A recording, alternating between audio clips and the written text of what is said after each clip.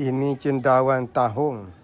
Cendawan ni kalau kita tepi-tepi jalan tu banyak ke jual ni, sedap cendawan ni. Dia rasa dia manis kalau masak air lah. Ada kawan tu dia masuk ladang kelapa sawit dia terjumpa dekat satu guni beberapa hari, dia bagi peri sajalah. Kita pun ambil lah pasal dekat nak raya ni, keluarga balik ramai, jadi kita masak. Kalau nak masak ni memang sukalah.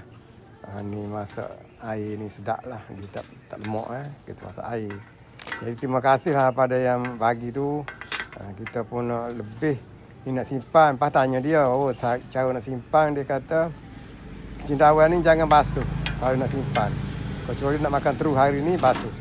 Kalau nak simpan, nak jemur, jangan basuh, cuma potong saja. Potong tu nak bagi dia masuk dalam tu, nak bagi kering lah. Dalam tu dia macam span kan.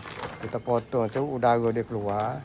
Kita potong-potong, jemur kering, simpan. Tak apa, lama pun tak apa. Bila kita nak makan, kita basuh-basuh, dia segar semula. Baru kita masak. Itulah. Hari ni dekat nak raya ni, keluarga balik ramai ni, alhamdulillah lah jumpa sayur sedap ni. Ni keluarga pun dah ready nak masak hari ni. Hari ni puasa terakhir lah untuk bulan ni. Keluarga pun dah balik, baru dah balik dah ada ni. Jadi hari ni kita masak cendawan, lepas tu kita jemur.